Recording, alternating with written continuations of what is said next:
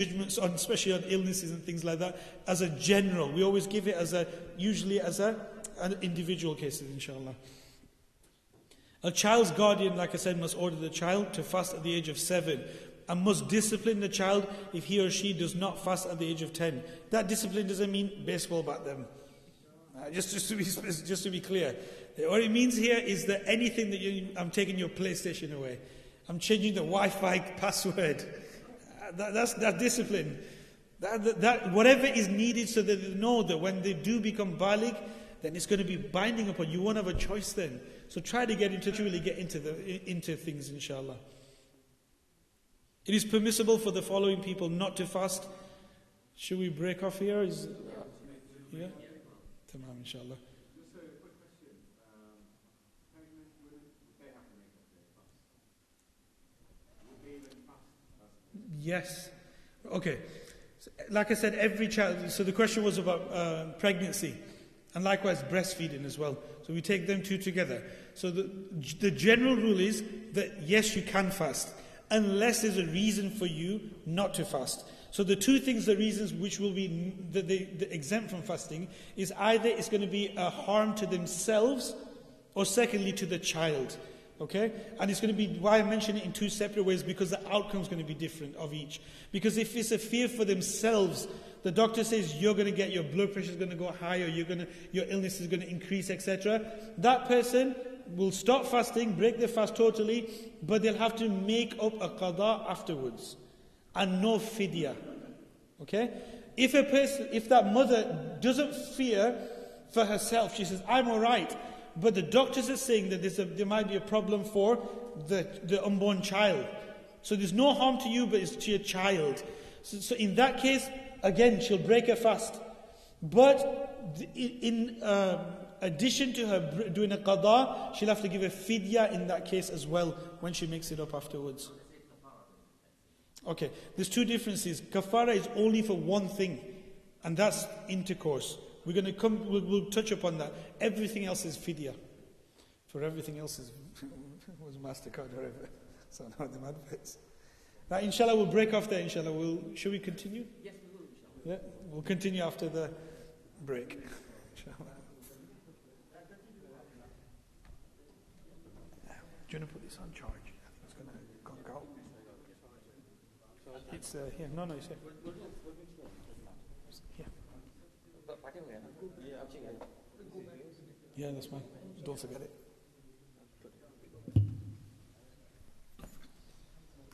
Now, 4 minutes. Michael, ne? Pura? Michael.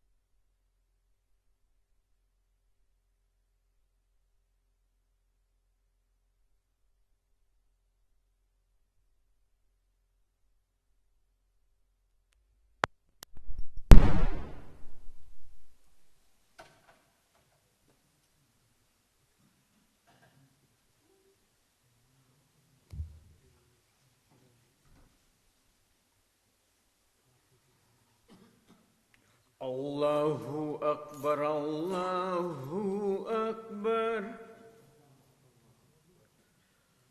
Allahu Akbar, Allahu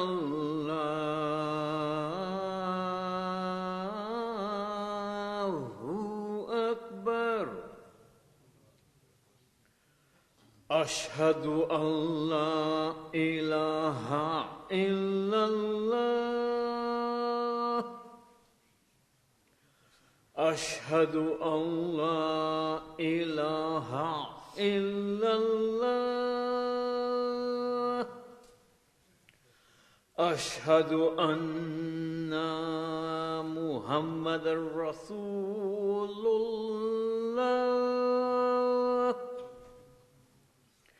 Ashhadu anna Muhammadar Rasulullah.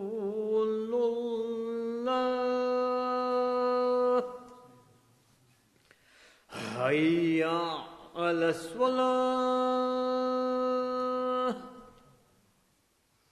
Hayya ala salah.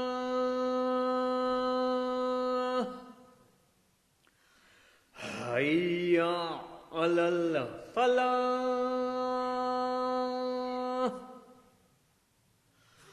Hayya ala falah.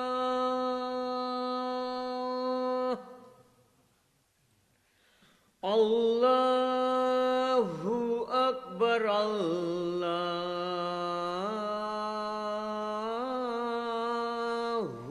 Akbar. La ilaha illallah.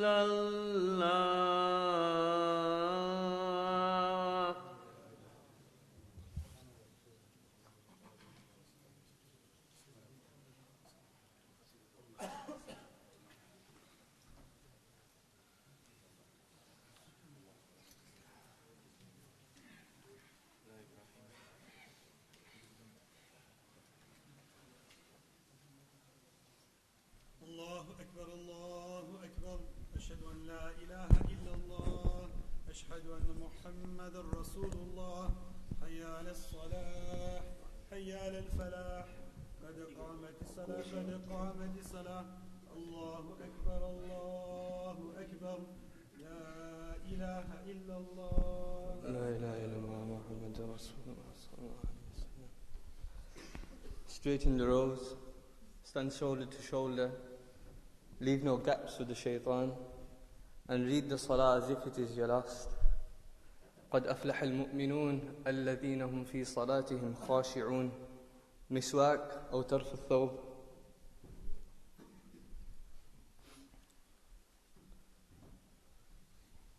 الله أكبر.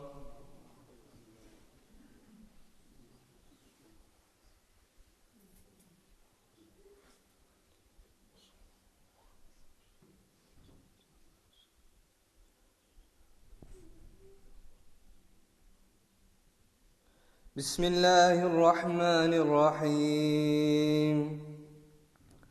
الحمد لله رب العالمين الرحمن الرحيم مالك يوم الدين. إياك نعبد وإياك نستعين. اهدنا الصراط المستقيم صراط الذين أنعمت عليهم غير المغضوب عليهم ولا الضالين.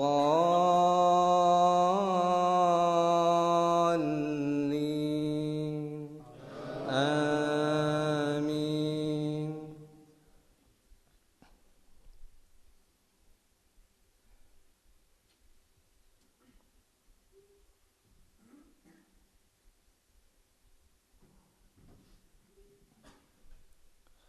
تبارك الذي جعل في السماء بروجا وجعل فيها سراجا وقمرا منيرا وهو الذي جعل الليل والنهار خلفة لمن أراد أن يذكر أو أراد شكورا.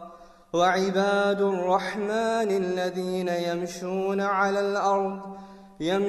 على الأرض هونا وإذا خاطبهم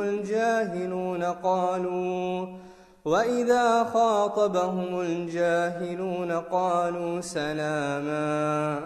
والذين يبيتون لربهم سجدا وقياما والذين يقولون ربنا اصرف عنا عذاب جهنم إن عذابها كان غراما إنها ساءت مستقرا ومقاما. الله أكبر.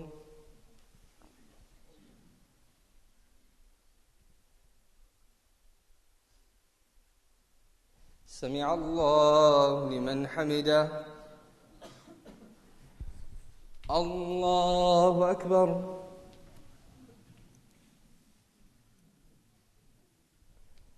الله أكبر. الله أكبر.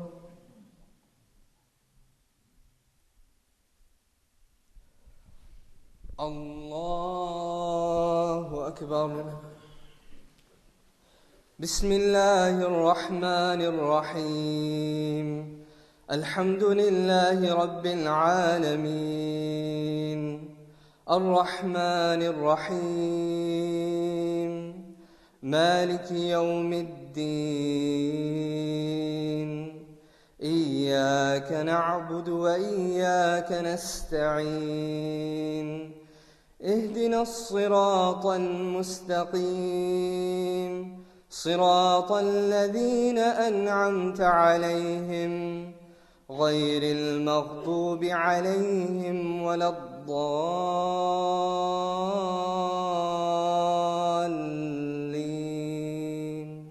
آمين.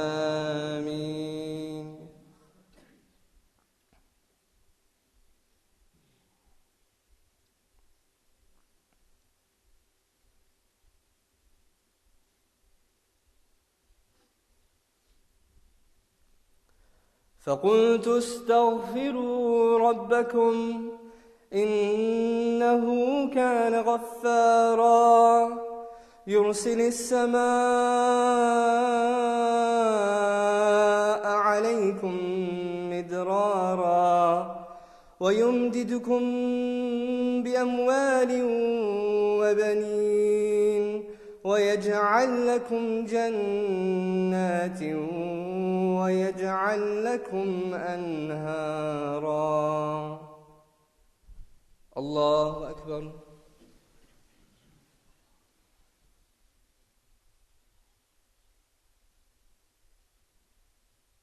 سمع الله لمن حمده. الله أكبر.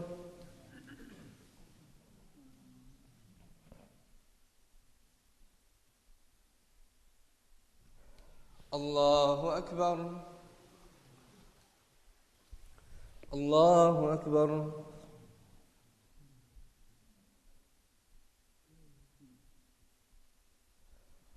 الله أكبر.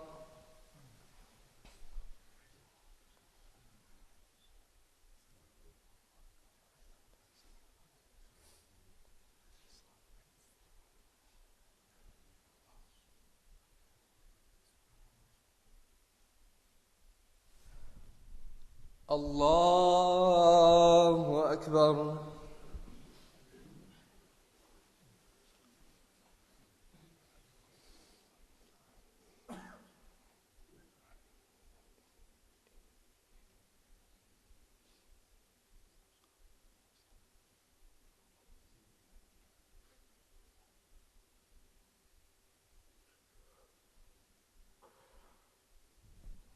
الله أكبر.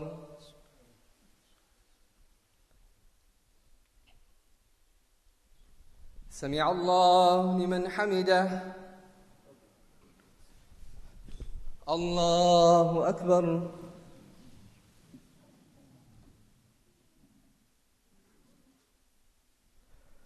الله أكبر. الله أكبر.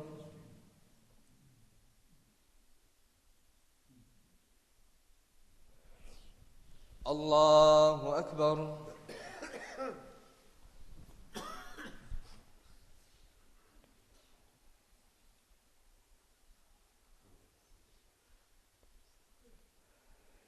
إن الله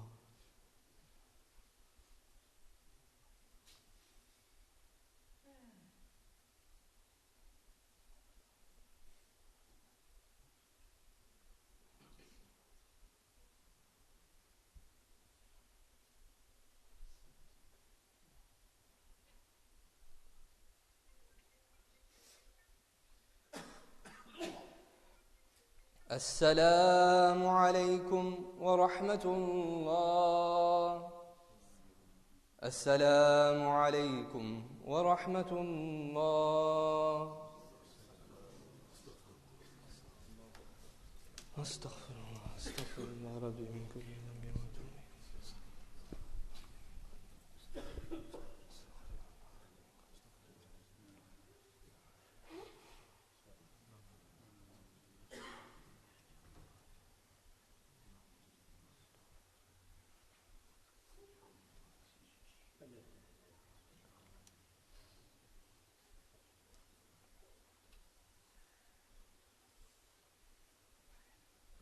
بسم الله الرحمن الرحيم. الحمد لله رب العالمين حمدا يوافي نعمه ويكافئ مزيده. اللهم صل وسلم على سيدنا محمد النبي الأمي وعلى آله وسلم تسليما. يا ربنا لا تزغ قلوبنا بعد إذ هديتنا وهب لنا من لدنك رحمة إنك أنت الوهاب. اللهم أنت السلام ومنك السلام، تحينا بالسلام، تباركت يا ذا الجلال والإكرام. اللهم أدخلنا دار السلام مع عبد السلام صلى الله عليه وسلم وأمهات المؤمنين وصحابة رضي الله عنهم أجمعين وتابعين وتابعين والصادقين والصالحين والشهداء والصالحين وحسن أولئك رفيقا. ذلك الفضل من الله وكفى بالله عليما. اللهم صل على سيدنا محمد مفتاح باب رحمة الله عدد ما في علم الله، صلاة وسلام دائمين بدوام ملك الله. يا عزيز يا غفار يا كريم يا ستار يا رحمن يا رحيم يا ذي القوة المتين. اللهم اغفر لنا ذنوبنا وكفر عنا سيئاتنا وتوفنا مع الأبرار. سبحان ربك رب العزة عما يصفون وسلام على المرسلين والحمد لله رب العالمين. Inshallah, the event will continue, so all brothers are requested to participate. Jazakallah.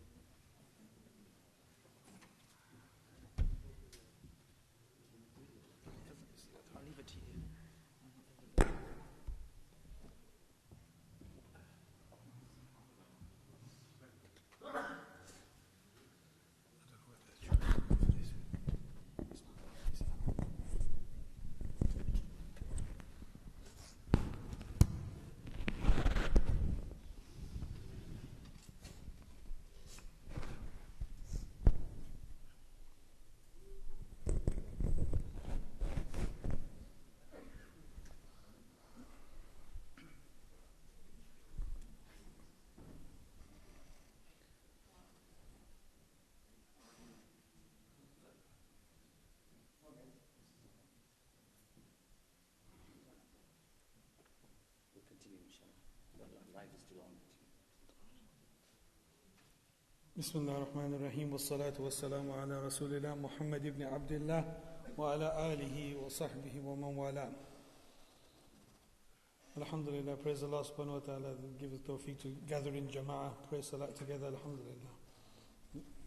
As we continue in our beautiful theme and our topic of fasting and the fiqh of fasting, we're on the topic of it is permissible for the people, the following people not to fast, i.e. those people who are going to be exempt from fasting. We've touched upon this before, that a traveller whose journey is long and permissible. First of all, we spoke about that it has to be over 51 miles. That's not from from your home until the destination. It means from the su'rul balad. So it means from your boundaries. So basically when you touch the motorway, you can start your mileage from there. And that's the distance you should take until the destination where you're intending. That doesn't mean that you have to actually get past the 51 miles, but you have to intend. As soon as you intend it and you've got outside your city, your perimeters, your boundaries, you're termed as a traveller. And second thing, that it has to be a permissible travel. That's telling us that there's going to be opposites of that, not permissible. Sometimes travelling will be haram, as if like when a person is intending to do something haram on the way, or travelling for a absolutely perfect, like going to visit relatives, which is permissible, is sunnah, is good, but on the way they find something that they can do something sin on. Both of them cases is going to be where that person will not be exempt. Why? Because that travel itself in itself has to be a permissible travel. Obviously if it's a fard travel, it goes without saying, like when you're going for your fard hajj, etc.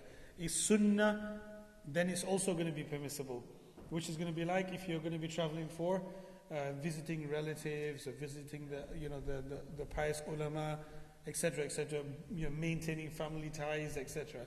All of these things are going to be is sunnah for you to travel. Sometimes it's going to be just permissible, where you're just going maybe for sightseeing or whatever you're just going for. As long as it's not contained anything which is haram inside, it's permissible. All them cases that we mentioned now, it's permissible if that person sets off before dawn, true dawn, that subh sadiq, that person will be exempt from fasting. As opposed to if a person then travels for something which is haram or makruh for that matter, that person is not going to be exempt. Because there's a qa'idah, a golden rule, a principle inside of the Sharia, la rukhsa fil ma'asi, that there's no dispensation when it comes to sins. There's no dispensation. All the dispensations of those who want to abide by the Sharia. So the Sharia will expand for them and make things easy for them, but not for when people are going to disobey the commands of Allah and expect some dispensation from the Sharia. It's not going to happen. A sick person who fears that fasting would cause him considerable harm.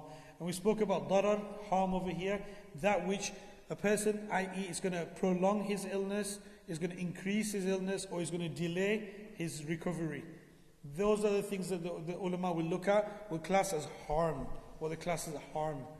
If that's not going to be found, then a person, even despite him having a headache or an illness or a cold or sometimes a flu, it could be exempted as well, depending on each person. And again, there's certain individuals that can have an illness and they can be perfectly fine because Allah has made them strong and they can take it. And others, they can maybe the same illness and the person absolutely can't take it, or even less than that sometimes they can't take. So these are things that individually the doctor will be able to give you. Your personal doctor knows you very well and stuff, he knows your conditions. And likewise, in the Sharia, it's about personal experience as well. So if a person knows that last year I fasted and this is what happened to me, the year before I fasted and this is what happened to me, that's something which the Sharia can take into consideration as well. So personal experience coupled with the doctor, upright doctor, who tells you that no, you shouldn't be fasting, that will be sufficient for you to be exempt from fasting. But the person, if he can make it up later, has to make it up. If he still can't make it up, or the reason why he didn't fast, the illness, continues, i.e., as in the case of someone who has a terminal illness, which he knows he's never going to be able to recover from. That person also exempt from ever making fast, he just gives the fidya and it's going to be sufficient. As for a person who can, we're going to cover the fidyas in a bit inshallah, but a person who can make it up later must make up the fast and can't suffice by just giving fidyas. As we really emphasize that, because a lot of people are opting just for giving fidyas even when they can make it up when the fasts are shorter. Tamam? A woman who is pregnant or breastfeeding, if she fears harm to herself or her child, we've covered that. Making up missed fast now. All of the aforementioned people must make up the fast days which they missed. Some must also pay an expiation. So an expiation is what we class in the Arabic language as fidya. Fidya is an expiation. What does an expiation mean? Literally it means the shortfall that's happened inside of your ibadah, this expiation fills it up for you. And when you go to Allah subhanahu wa ta'ala, despite you having illness or whatever you had, or despite whatever reason that you didn't fast, Allah subhanahu wa ta'ala will give you a complete fast in its place. And that's this expiation, which is 0.51 liters of food. You might be saying, how can it be liters? Because all measurements, particularly in the Shafi school and the Maliki school, likewise, that we deal with measurements that were in the time of the Prophet sallallahu alaihi wasallam. So where there were mawzuni, where there were things that were weighed, you dealt with it by weight, and it never changes. It will always remain as a thing which you weigh. This is what we class as that which is kaili, i.e. that which is measured. So is a measure of food. How much measure was it? 0.51 liters.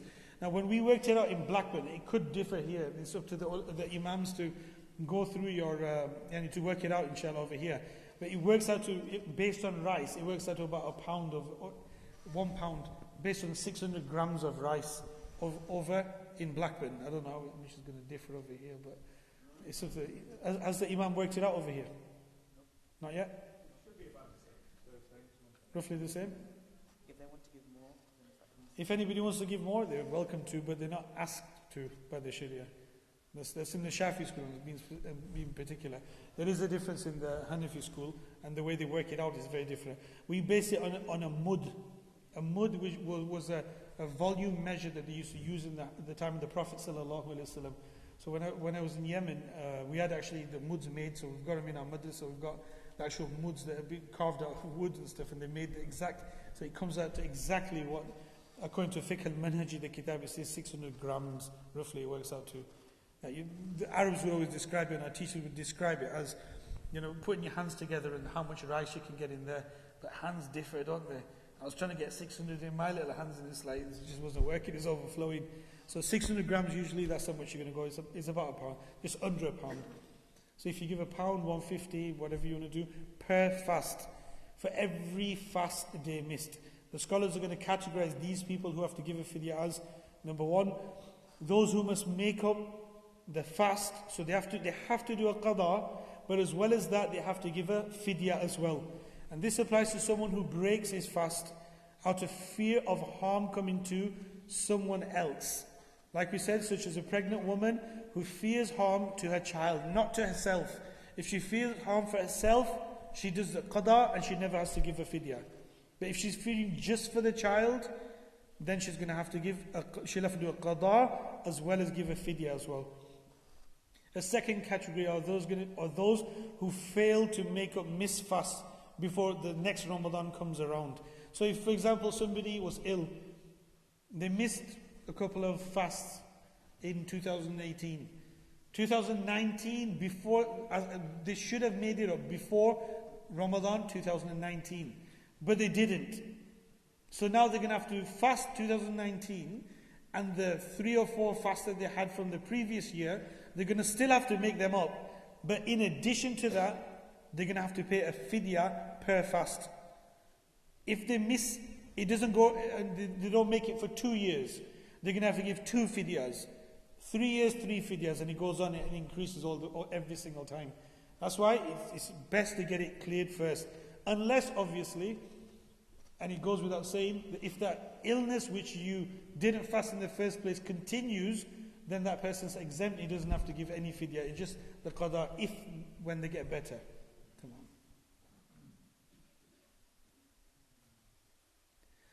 The second category are going to be those who must make up the fast only. I.e., they have to make qada only, no fidya whatsoever. This applies to the traveller, a valid traveller, like we said, with all the conditions.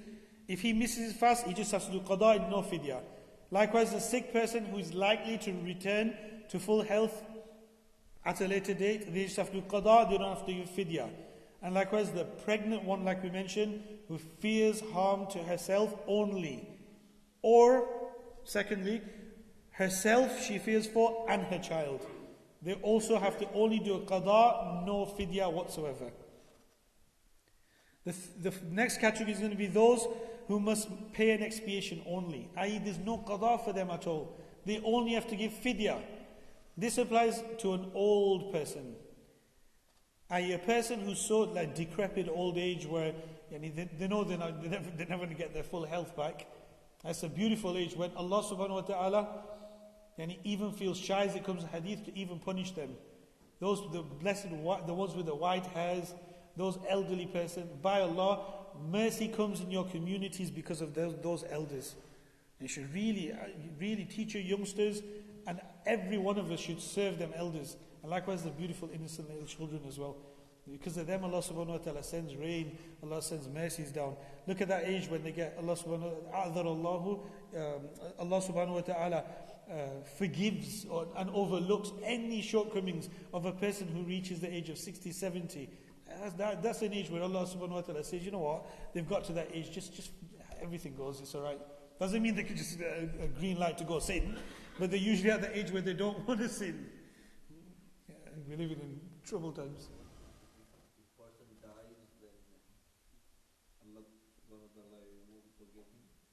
Allah subhanahu wa ta'ala, inshallah, we have high hope with Allah subhanahu wa ta'ala that Allah will forgive him, inshallah.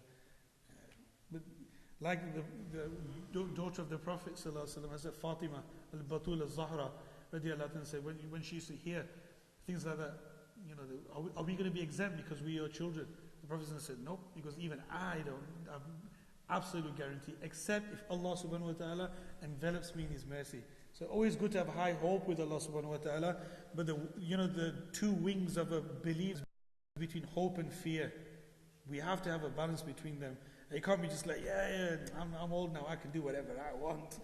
That's not the right way to do things.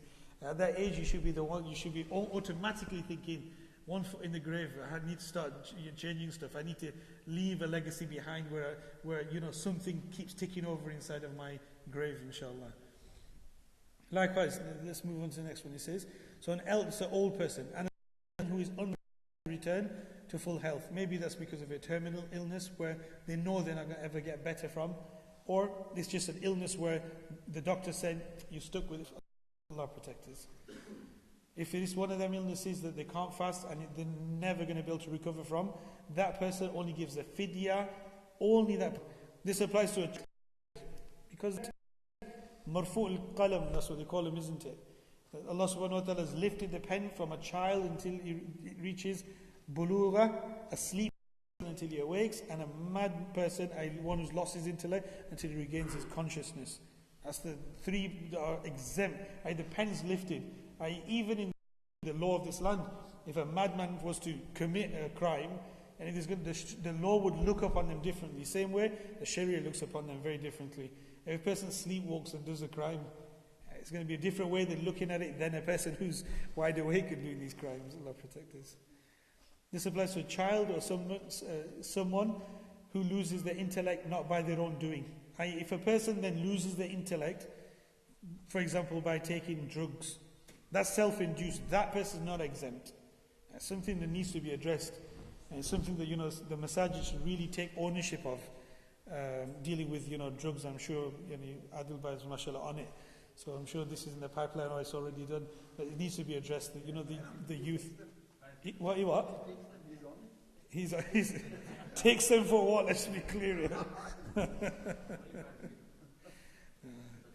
But really, our youth need our attention and stuff. And it's not just in this community; it's everywhere. Travel up and down the country, alhamdulillah, and you get to see different communities and things. And it really needs addressing. Once they called us to a masjid, and it was in Ramadan, so it was when the nights were a bit longer. So after the Tarawih, they said, he goes, Maulana, you're going to do a talk on addiction. So I was about to start. I was just looking around the room and I was thinking, I said, I'm preaching to the converted here. said, really? I said, the people that need this message are not in the masjid. Surely we should be somewhere else. So the week later, they organized it. They reached out. They told, go and get anybody who just thinks that they can benefit in a local community center. And you should have seen the people that benefited from there. Only Allah knows how many people, alhamdulillah. But sometimes it needs our communities to reach out and stuff and get to them and stuff, as the Prophet ﷺ always did.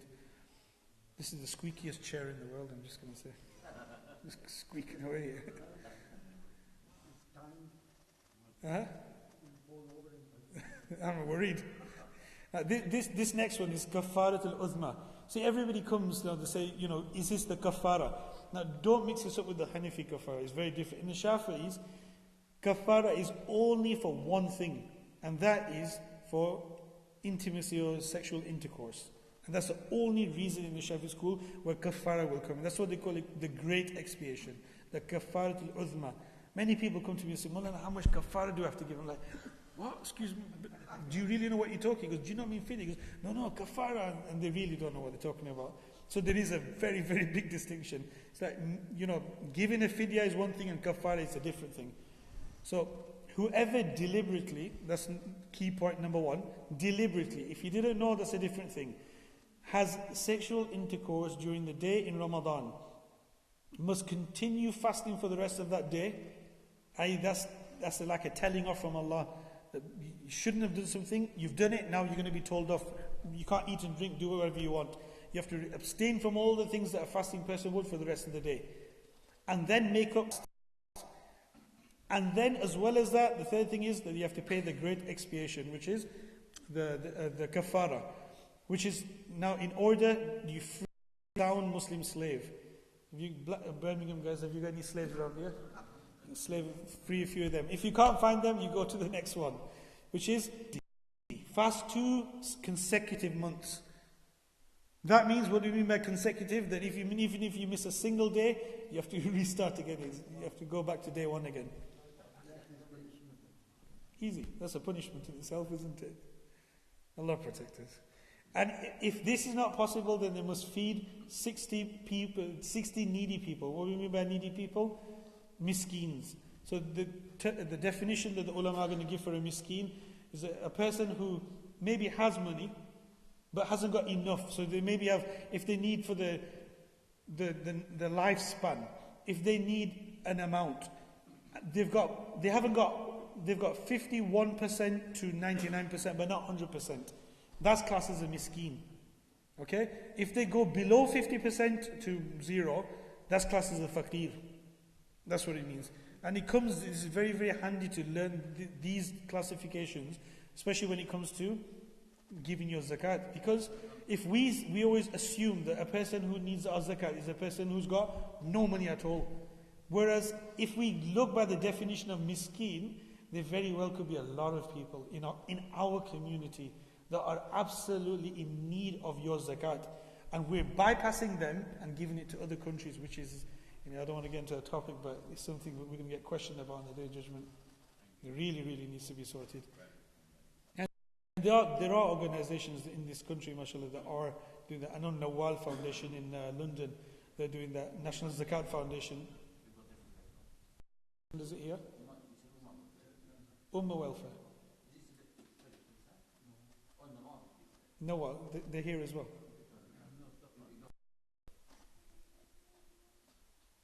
The woman is, look at this. There's loads of rules about this, but everyone's going to home in on the last one. The woman is not obliged to expiate. Now, both of them obviously have participated in the action, but the woman is not obliged. Now, if anybody wants to apply fiqh, use your fiqh brains now. Who can tell me why? That seems just unfair, doesn't it? He said, absolutely. Why? Nope. We mentioned it before. The fast is broken because in the female it's because of something entering a body cavity. So that's a different reason. So they just have to do qada. Whereas the man has done it because of the act of actually intercourse, and that's why the kafara in the Shafi school is only going to be for the male. It's not unfair. Note, someone who breaks their fast without a valid excuse is obliged to make up their fast immediately. So if you haven't got an excuse, you just didn't want to fast, or you fasted in the home, Allah protect us and stuff, and you broke it outside without a valid reason, the Sharia says you don't have any dispensation here. You have to make it up, and you have to make it immediately. So as soon as the day of Eid will finish, the next day you have to make it up. If you delay it 1 day, 2 days, 3 days, every day you're going to be sinning every single time. Whereas someone who does so, I miss a fast with a valid excuse, is not obliged to make up the fast immediately. I.e., if they delayed it till a month later, even till Sha'ban of the next year, it's going to be permissible. They won't be sinful for that delay, but they still have to make the fast up, obviously. Voluntary fast, the doctor was going to mention a few. Just going beyond Ramadan now, we're saying that there's many times, Ramadan we always confine it. Like another thing about zakat, going back to it, everybody has this erroneous belief that they think that zakat can only be given in Ramadan, or they think that obviously there's increase of reward. I'm going to give my zakat. If you become sahib-e-nisab and your year finishes in Sha'ban or Rajab, it's wajib upon you to give zakat at that time. If you delay it, you're actually sinning. So it's really important for people to have diaries or whatever, write their days when they become sahib-e-nisab.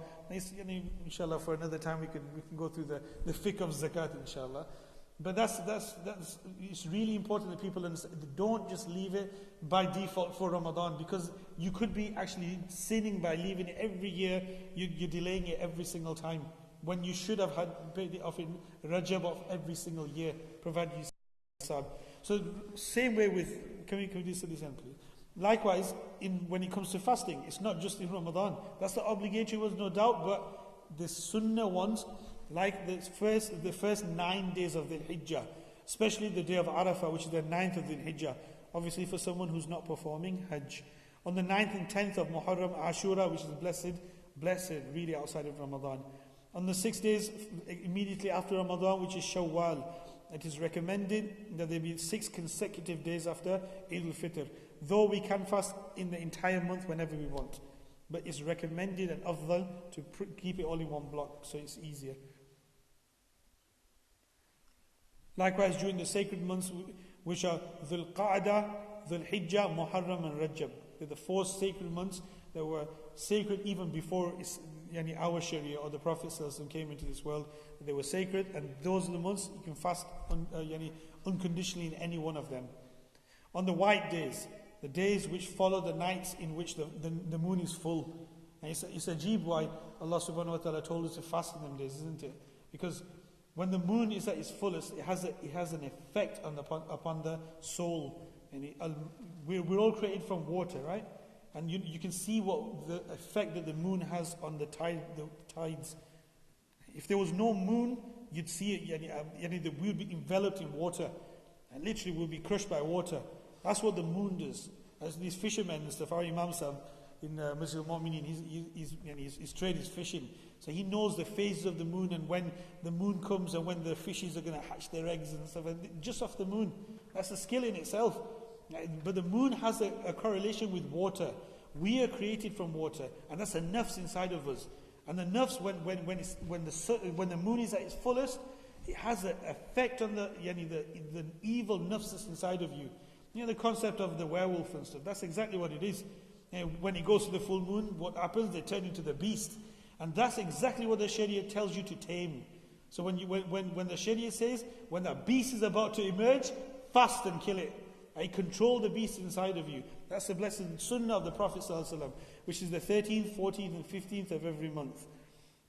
On Mondays and Thursdays, these are sunnah fasts, the weekly fasts. Everybody should try to endeavor to do that. People are, and doctors are going to tell you as well, that these intermittent fasting, and people are really, hyping up about. The Prophet ﷺ did it ages ago. But it's unfortunate that it's only when some guy who's like a YouTube guru and stuff is going to say, I've got this new trend for you. And suddenly we think, wow, that's cool, we should do it. But when the Prophet says, we'll just wait till somebody else tells us about it. Hasha. is something different from us. We ask Allah subhanahu wa ta'ala for rectification, inshallah. The best fast according to the hadith is the fast of Dawood alayhi salam. I need to fast every other day, but again, those who have the ability to do so, don't do so much that you just crash out and burn out. It's called burnout syndrome. You see in a lot of people when they first start practicing, everybody, they're up for tahajjud, they're doing this, and then 6 months down the line, they've gone. Allah subhanahu wa ta'ala loves that which is done small but continuous. Allah loves it. If you want to pray a line of the Quran, but you do that for the rest of your life, by Allah, you'll be raised with the Huffaz on the Day of Judgment. As opposed to somebody who just reads in Ramadan. Yeah, it's a good thing, I'm not saying don't read, but just that, and then for the next 11 months, I've done enough Quran, that's it, I'm not going to do any more. That's not the way to do it. Allah subhanahu wa ta'ala wants to see consistency inside of everything.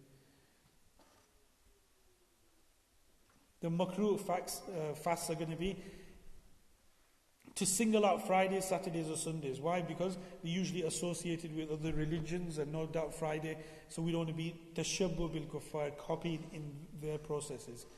Fasting every day of the year, other than the days of which it is obviously unlawful, they certainly is haram.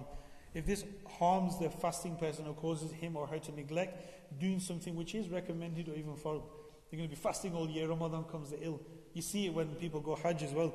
They do so many umrahs because they're in the spirit of things. They've just come, it's a beautiful experience. And then Hajj days come, they're knocked out and they can't even do the Hajj arkan. That's something which is, they haven't understood the issue. Rather than that, conserve your energy, get ready for the main days. You've gone for Hajj, it's a beautiful thing. You can do your umrahs and stuff and just relax. Being sensible with religion. The Sunnah recommended measures. It is recommended to have a pre-dawn meal. Your doctor spoke about it. Suhoor is really, really blessed. Allah subhanahu wa ta'ala has blessed the time of suhoor, the last portion of the night, when Allah subhanahu wa ta'ala on a normal night comes to the first heavens in a manner that suits Him and He knows best. And He asks each and every one of you, what do you want? Does anybody have a need that I can fulfill? Does anybody have any hajat that I can complete for them? Allah, the creator of us, is asking us. That's how close it is. But Allah subhanahu wa ta'ala at that time is blessed the suhoor time. A dua made in the night, especially at the time of suhoor, Imam Shafi rahmatullahi says that it is like an arrow that never misses its target. You make a dua in the night. People come to me and ask me and say, Maulana, make dua, I've tried everything. He says, really? You tried everything? Have you woke up for tahajjud? He goes, no, but Maulana, give me some ta'weez or something. And ta'weez ain't going to do it. Wake up for tahajjud. That's the first thing you should be doing. And by Allah, Allah's given you the power. And we don't have that kind of a thing inside of like in the Christians, where you have to go sing like 5 Hail Marys and stuff, and give the priest that much money and stuff, and then tell him to do our bidding in front of God. Allah subhanahu wa ta'ala is there for each and every one. He's asking each and every one of us. It is upon us then who rise to that challenge and raise our hands. By Allah, you try it and then you tell me. Don't tell me, just keep it to yourself, but you'll find out inshallah. Suhoor and the food that's eaten in there, that's blessed as well. So the food that's eaten is called suhoor with a dhamma, and sahur is the act of eating itself in Arabic. There's a difference. Sahur and suhoor. So the eating of the food, even if it only consists of a gulp of water, obviously with Maghrib being so late and the suhoor being so early, some people are going to say, you know what, I need to get to work. I'm not going to eat. I'm not even hungry. You're not eating at that time because you're going to pack yourself up, like you're going to have 3 meals, so you're not going to feel hungry at all day. And even if it's some slow release foods and stuff, that's not going to last you all day, I'm telling you. But the point is that you're fulfilling a sunnah of the Prophet ﷺ. So even if it's a little sip, a little khajur, get up and have it at that time. It's a beautiful, blessed time. Our teachers, what they would do with the children at that time, because of the blessedness of it. When they were kids, toddlers, Habib Omar, my teacher, that he would get his children up at that time, he'd just wake him up and he would let them sleep again. Just so that they're awake in that portion of that moment. Then, when they grew up a bit more, he would get up, they would pray, he would let them play with toys at that time. And then when that time came, that they would be automatically ready for that beautiful moment. When our teacher, Habib Qadim, just came recently, he said in a Q&A session, he goes, what should we do? We can't get up at that time, and we got work and this and that, time fluctuating. He says, if you can't get up, He says, set your alarm clock. He says, get up at that time, sit at the side of your bed, and go straight back to sleep. Just the fact that you have just been awake in that time, when mercies are coming down, you've just succeeded. And inshallah, you build up on that, and there will be a time where it's going to be easy for you to do it. And by Allah, once you feel the sweetness of that taste of getting up at that time, you're never going to leave it. It's like a drug.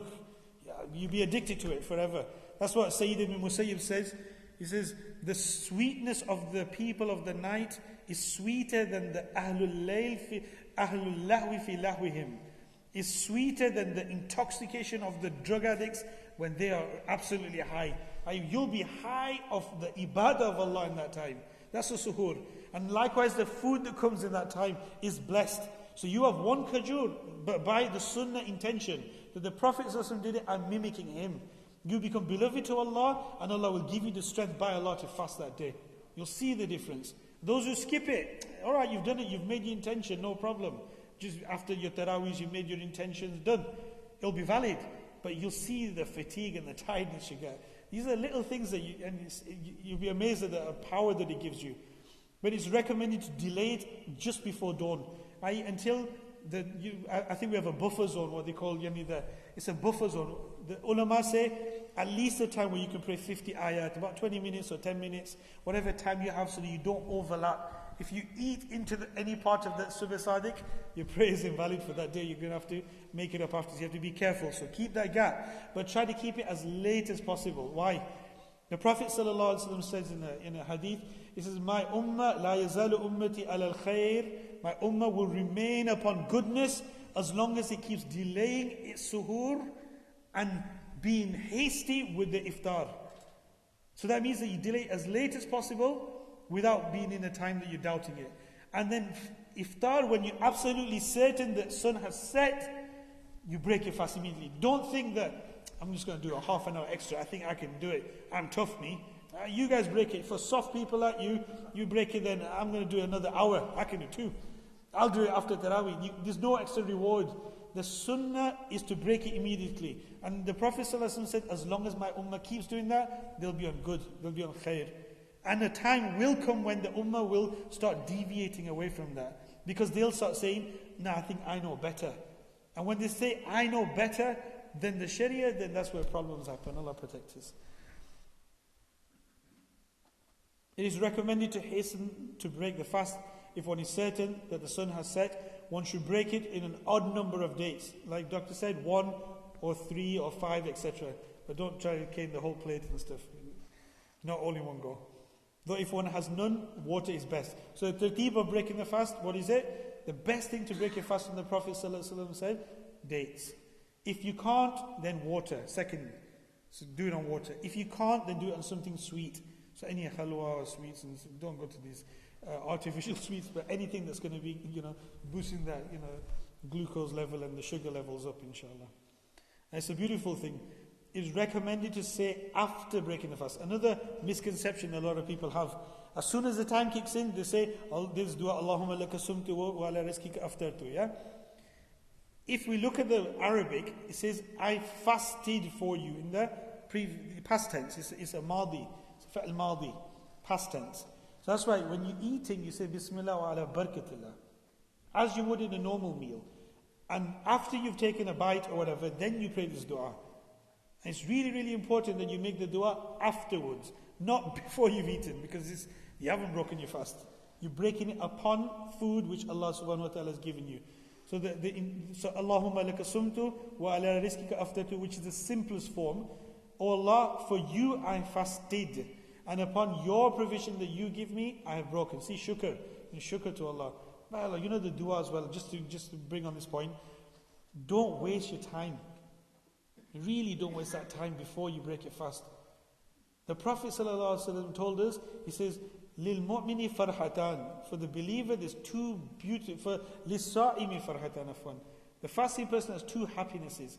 One is going to be at the time of breaking his fast, and one is when he meets his Lord. Because Allah subhanahu wa ta'ala has told the reward for salah, for zakat, for your hajj, everything. But when it came to fasting, Allah subhanahu wa ta'ala says, live with me, I've got it covered. He's not telling you That's it. And when Allah doesn't tell you, i.e., there's no measure that He can display to you what it's going to be. So He can't tell you in a single book what reward you're going to get. But that time just before you break your fast, ad-du'a la turad. Du'as are never ever denied at that time. You raise your hands and you ask of Allah at that time, you will never be disheartened by your du'as at that time. So people are going to be busy like, get the food on, get the samosas out, and get this and get that and whatever. The people who do khidmah, that's a beautiful thing. But if you're not doing something to serve the fasting people, then at least sit there and actually do dua. And if you could be doing communally, that's even better and stuff. And then give a portion where at least people can make personal duas and stuff and everything. It's really important to get your personal duas in as well.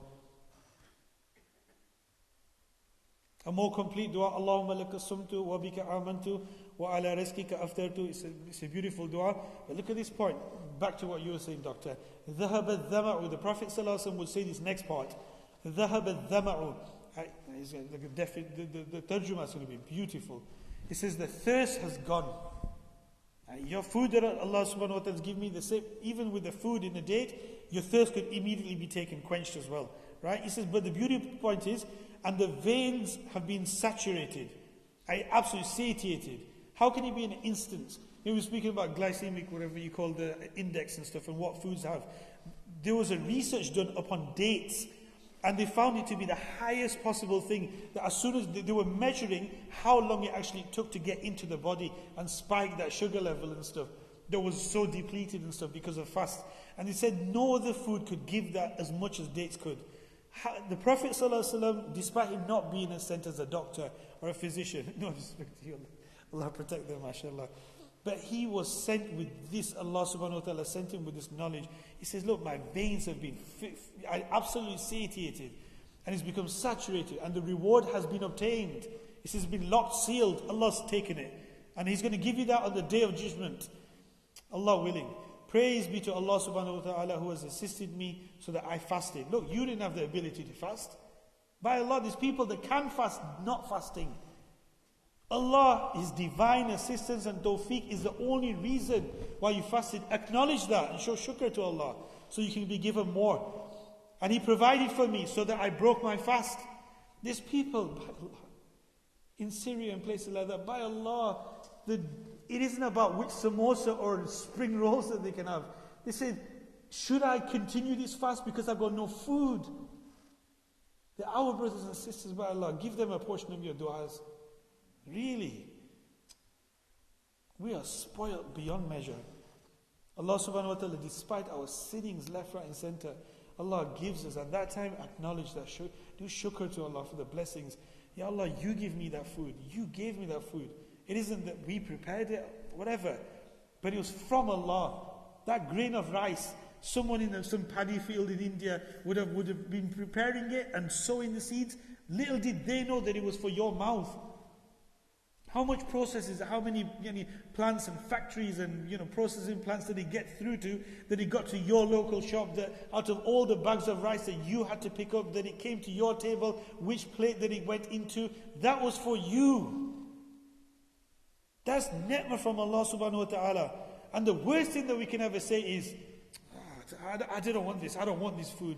That, before you go into paradise, that grain of rice will plead to Allah. Say, Ya Allah, you sent me all the way from India or wherever for that person. And he said, he doesn't want me. What kind of ingratitude is that? Really, seriously, think about the things that we do. We are spoiled beyond measure.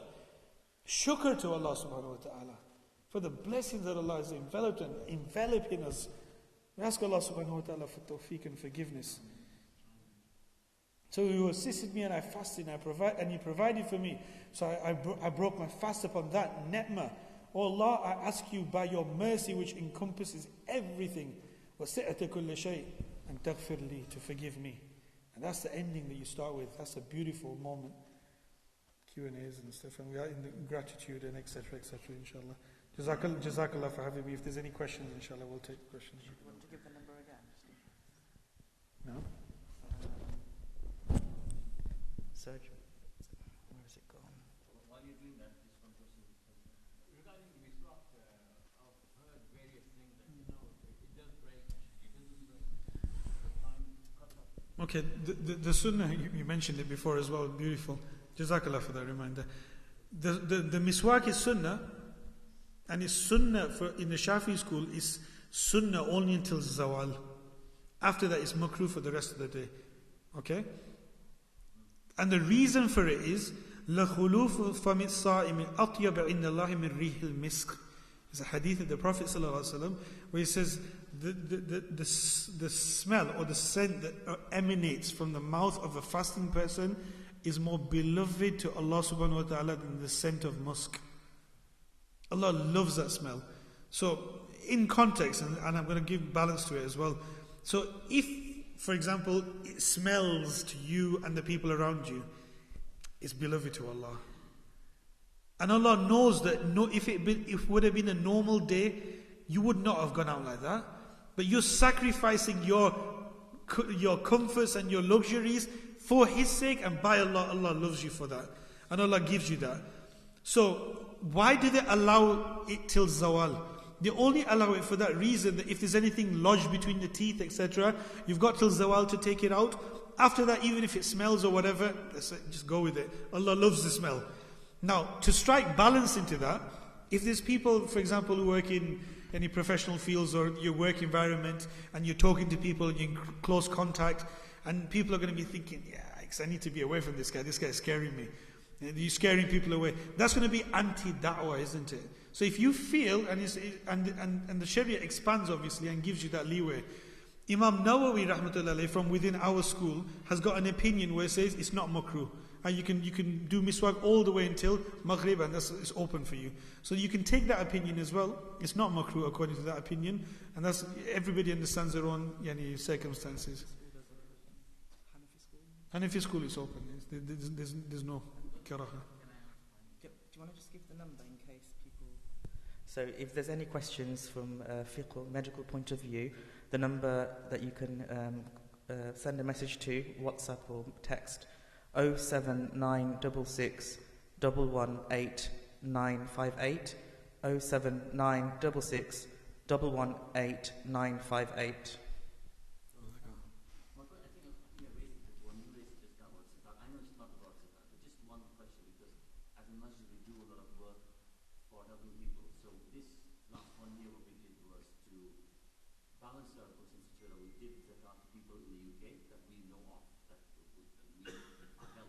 MashaAllah. Local families that we knew. We also did some children that we knew who needed some help. Okay, so there's 2 bits here. We did some international within Syria was one of them. We did work on that. But of course, there's a lot of stuff that we send to India, and we did a lot of wedding courses on that. One of the key things that I think I picked up from you, and I can repeat that if you can, because the people here, was about the beneficiary or the person who needs to get the zakat, needs to know that his zakat is being accepted on behalf of. They're making you a wakil. So it's classed as like a person who's going to be entrusted to give the zakat on their behalf. So ideally, in an ideal situation, if you knew somebody that was needy of zakat, you just give it yourself. If you don't, then you give it to an organization. There'll be people like the local masjid that would then take the responsibility of passing it on. But it's really important, yeah, like you said, there has to be like feedback, that you can see the whole system, that where the money went to, who is it given to, how much of it was given here, there, etc. There has to be a breakdown, just for transparency more than anything. And it's not a stipulation of the Sharia, because when that person's give it, that person who's become the wakil is the one who's going to be liable for it. So it's a big responsibility to take.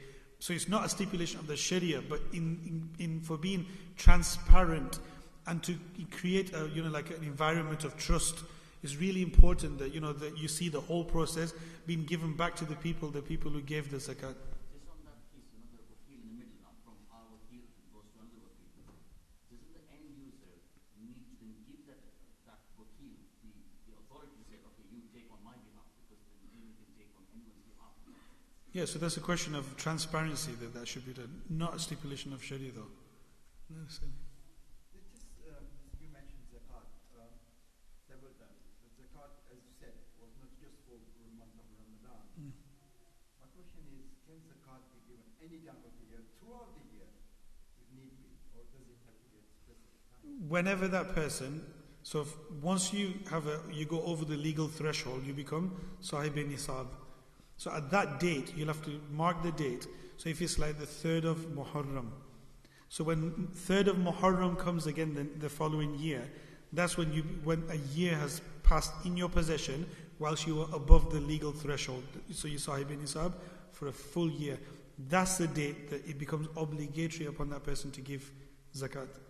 So if a person, for example, got a job, not necessarily in Ramadan, but he got it in, like Dhul Hijjah, got his first wage in Muharram, so he becomes Sahib Nisab. So Muharram would be set, and as long as he doesn't go dips below, different from the Hanafi school. So if you dip below any point during the year, you stop being Sahib Nisab. And when you become again above the legal threshold, you're going to have to mark that date again, and then you have to, so it could change as well. So you have to be really careful. It's a big topic, and I don't think we should touch it now, but... Go about 10 minutes. Just one thing came to my mind about history. So the concept around that, and the calendar, how will we see it? So of course that was not the case. And what I wanted to ask is that, how did so we talk about days that we see the Prophet had this Ramadan then. What was the concept then? Because of course there are so many times we think, or this riwayat came to it was Ramadan, or it was Rajab, or it was Shaban. But Ramadan as we see it came much after Hijrah. Second year after Hijrah. So how could we then get back to other concepts and historical events that then we date back to Muharram or Rajab or Ramadan? Like? I don't know, I'm just trying to think now. So the birth of Prophet So have they worked it backwards, and that's how we work the birth of Prophet? No. So dates you mean in the Meccan period? Yeah. So in the Meccan period, obviously there was very little of transmission, but what they did know was, you have to understand that it's an oral society. So they didn't write anything. That's what most of them were ummi. They didn't write anything. That's why it was a very oral community. So what oral means that they heard things and they imprinted it in their head. So like for example, Abu Bakr Siddiq radiallahu ta'ala, that when he would see a horse in Medina or a camel, he would say, oh yeah, I know that one. Its mother was called this, the father was called this, the owner used to be called this, and in the vicinity of Mecca, he was born in this year, and he knows that. That's how good their memories were because of that being an oral tradition. So things that were in the Meccan period, a vast majority of it, the Sahaba would retell their stories of what used to happen and when this happened, and when loads of stories would be collaborated together, they would say, this is the date when this happened, and this is when this happened. And they based it upon years like after, well, they initially had when the year of the elephant, they based it from that point onwards. So he said 2 years after the incident of the elephant, when Abraha came to attack the story. So he says that's what they based it on before that. After that, they based it upon the Hijrah. And later on, it became formalized in the time of Hazrat Umar radiallahu ta'ala. Sure, I've got about 3 questions because I only want to interrupt you, so I just sort of know what to do now. With regards to the intention, it's fairly critical, but is it possible to say the intention and keep the intention in your heart, or does it have to be audibly? Yeah, intention is wajib for you to say in your heart. It's sunnah for you to articulate it on the tongue. And the benefit of saying it on the tongue is that it will assist you in what is in your heart. That's why there's always a connection between what's in the heart and what's in the tongue. The poet says, "Inna al-kalama la fil fu'adi wa innama ju'ila al-lisanu ala al-fu'adi dalila." The poet Akhtal from the Jahili times, he says, asal kalam originates from the heart. So speech originates from the heart. The tongue has been made a translator for what is in the heart. There's always going to be that connection between the two. So when you say it, it assists you, it helps you focus. But the point is, you have to say it between Maghrib and Subh Sadiq. If you miss that opportunity, you've missed that fast. The second question is regards to the illness and making up the fast. Is it done at the nearest possible opportunity, or can a person, is one allowed to delay No, they don't have to immediately. They can delay. So if a person missed their fast because of illness, then they don't have to immediately make it up. They can delay it and stuff, and there will be no sin on that person. Third question, final question, sorry. No, go on. It's regards to the traveller and whose journey is no longer permissible. What constitutes what constitutes permissible, and where does the ruling of Suhail come into place? So briefly, So long is going to be 51 miles. So that's long. That's what's intended. Permissible is that which is you're traveling for a permissible sunnah or fard travel. Yeah, were you here when we covered that? Yeah. just give you a little bit of context. It's just like a work journey, like a business, Permissible, yeah.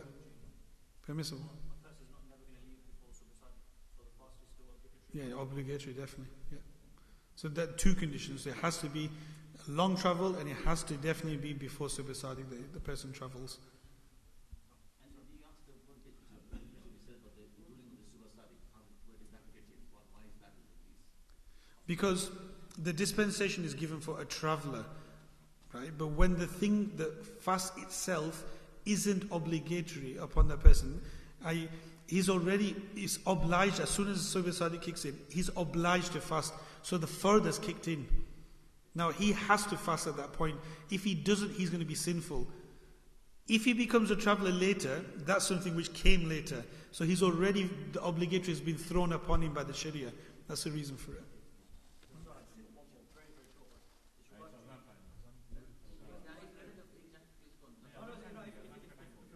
We'll discuss after the thing, inshallah, after the prayer. Tamam? Alright, inshallah. If there's any questions, you can grab me after the salah, inshallah. Subhanakallahumma bihamdika ashhadu an la ilaha illa anta astaghfiruka wa atubu ilayk. Subhana rabbika rabbil izzati amma yasifun wa salamun ala al-mursaleen. Alhamdulillahi rabbil alamin. Jazakallah. Allahu Akbar, Allahu Akbar. Allahu Akbar, Allahu Akbar. أشهد أن لا إله إلا الله أشهد أن لا إله إلا الله أشهد أن محمدا رسول الله أشهد أن محمدا رسول الله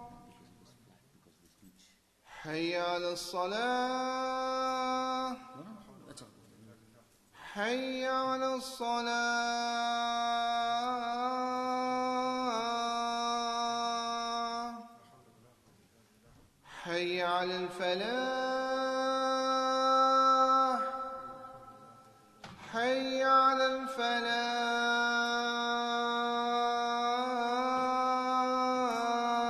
الفلاح الله أكبر الله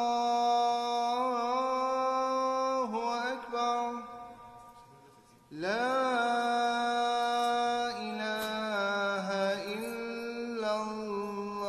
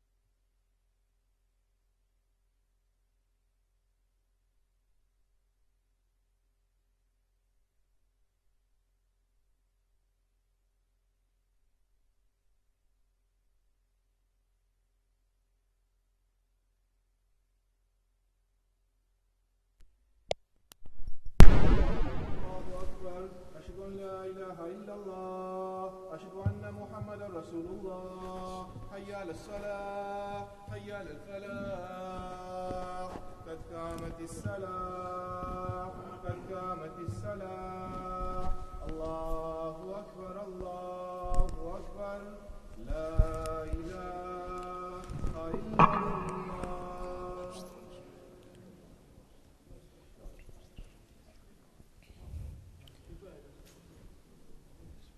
استووا استقيموا واعتدلوا.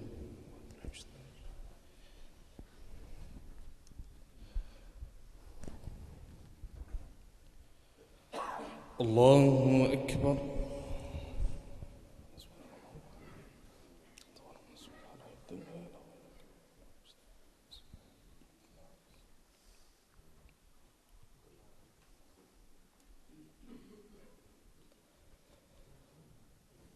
الحمد لله رب العالمين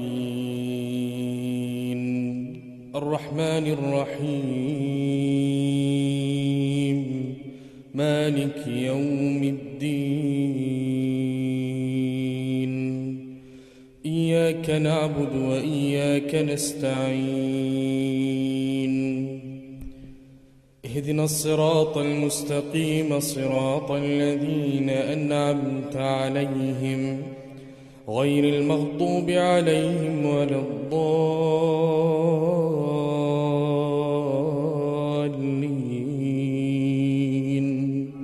آمين.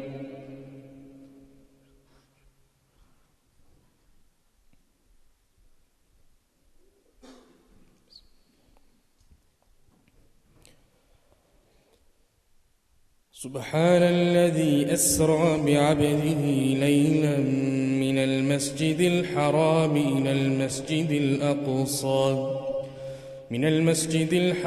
إلى المسجد الأقصى الذي باركنا حوله لنريه من آياتنا إنه هو السميع البصير.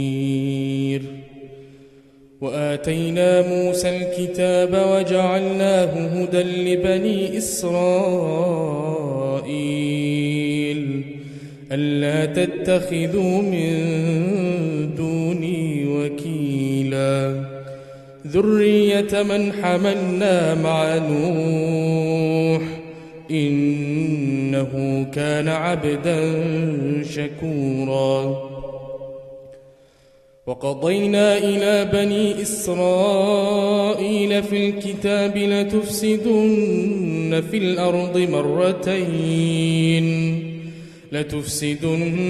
الأرض مرتين ولتعلن علوا كبيرا. فإذا جاء وعد أولاهما بعثنا عليكم عبادا لنا أولي بأس شديد فجاسوا خلال الديار وكان وعدا مفعولا. ثم رددنا لكم الكرة عليهم وأمددناكم بأموال وبنين وجعلناكم أكثر نفيرا. إن أحسنتم أحسنتم لأنفسكم وإن أسأتم فلها. فإذا جاء وعد الآخرة ليسوءوا وجوهكم وليدخلوا المسجد كما دخلوه أول مرة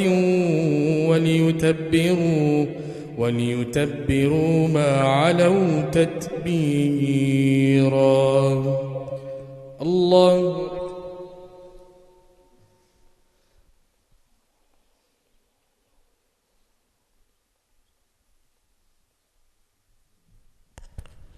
سمع الله لمن حمده. الله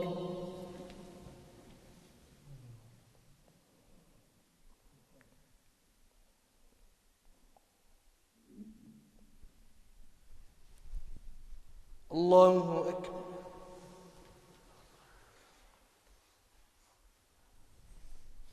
الله أكبر.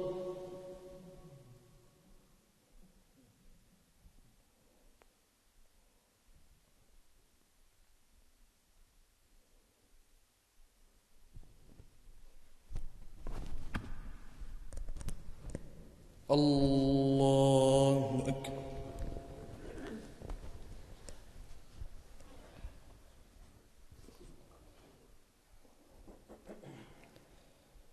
الحمد لله رب العالمين الرحمن الرحيم مالك يوم الدين إياك نعبد وإياك نستعين اهدنا الصراط المستقيم صراط الذين أنعمت عليهم غير المغضوب عليهم ولا الضالين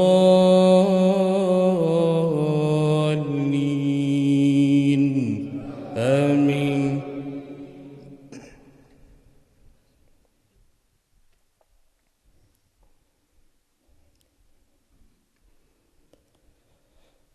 عسى ربكم أن يرحمكم وإن عدتم عدنا وجعلنا جهنم للكافرين حصيرا.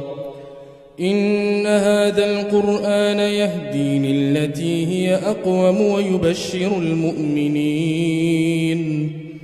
ويبشر المؤمنين الذين يعملون الصالحات أن لهم أجرا كبيرا وأن الذين لا يؤمنون بالآخرة أعتدنا لهم عذابا أليما. ويدعو الإنسان بالشر دعاءه بالخير وكان الإنسان عجولا.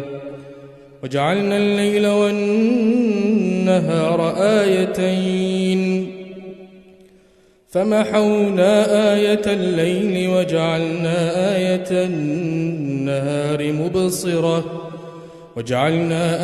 النهار مبصرة لتبتغوا فضلا من ربكم ولتعلموا عدد السنين والحساب وكل شيء فصلناه تفصيلا. وكل إنسان ألزمناه طائره في عنقه ونخرج له يوم القيامة كتابا يلقاه منشورا. اقرأ كتابك كفى بنفسك اليوم عليك حسيبا. من اهتدى فإنما يهتدي لنفسه ومن ضل فإنما يضل عليها ولا تزر وازرة وزر أخرى وما كنا معذبين حتى نبعث رسولا. الله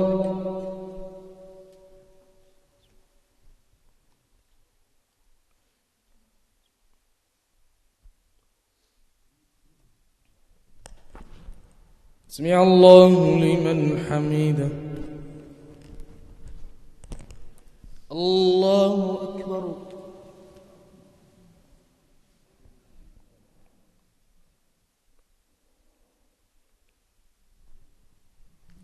الله أكبر. الله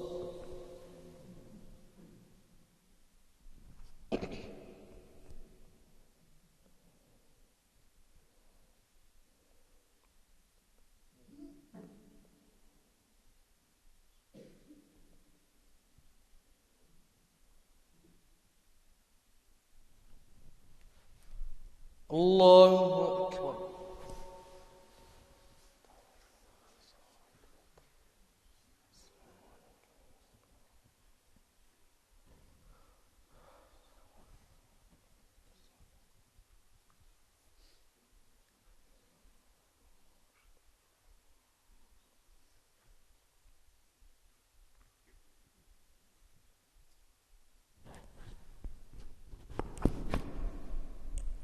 الله أكبر.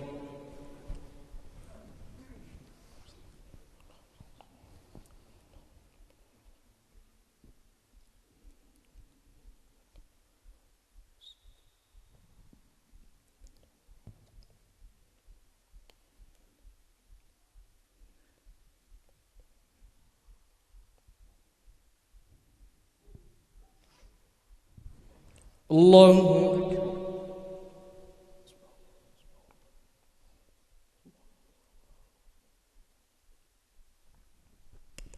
سمع الله لمن حمده. الله أكبر.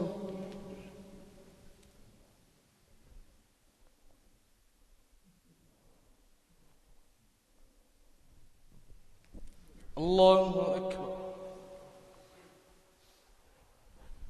الله أكبر.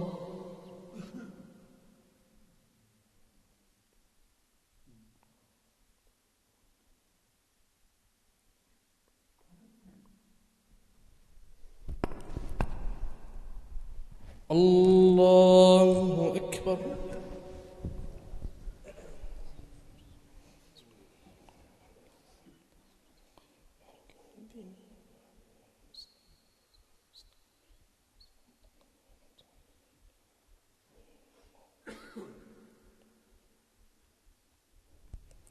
الله أكبر.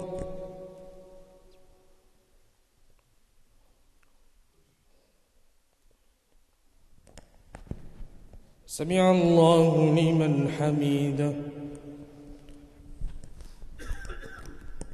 الله أكبر.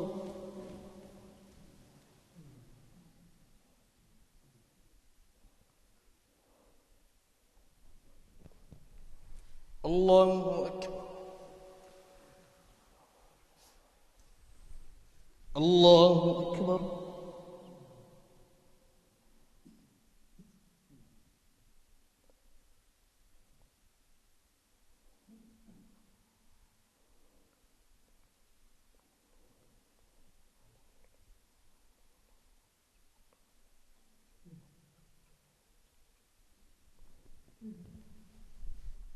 الله أكبر.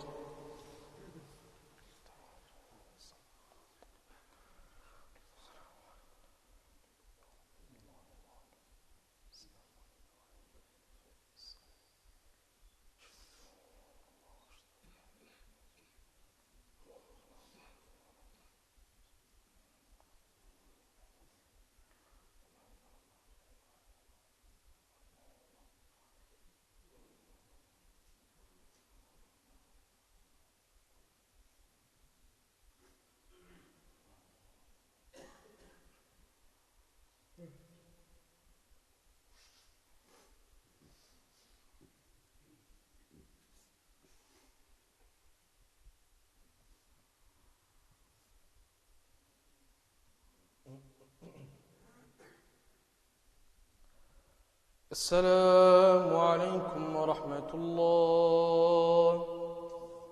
السلام عليكم ورحمة الله.